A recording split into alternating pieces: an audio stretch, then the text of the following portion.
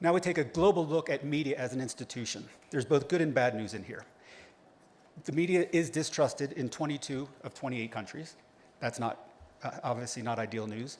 The good news this year is we have seen more countries with increases in trust, 12, than decreases, 10. But it is still overall a pretty significant state of distrust among the media.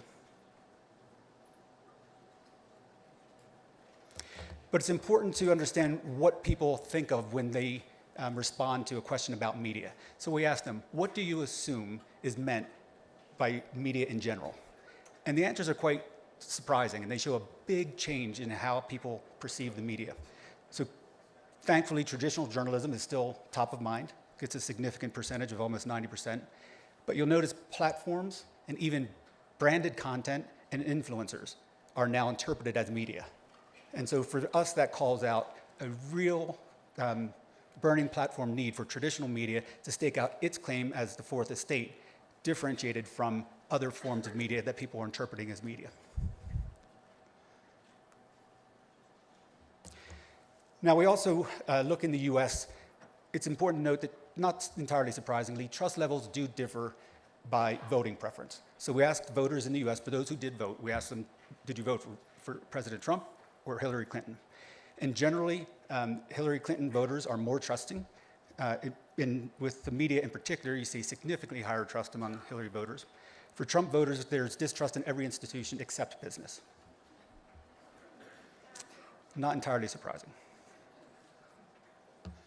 Now, we also do break out how people are feeling in trust in traditional media versus platforms.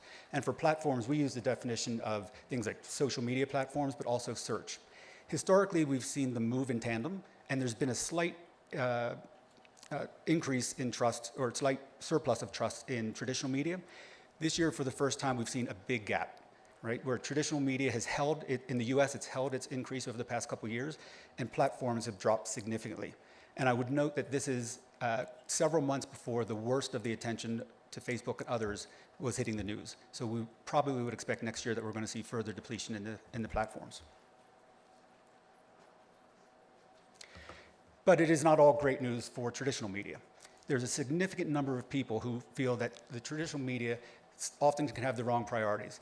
For example, sacrificing on quality of media in order to just get large audiences, or cutting corners on accuracy in order to get the scoop first or break the news, or even pursue a political agenda over the role of informing the public.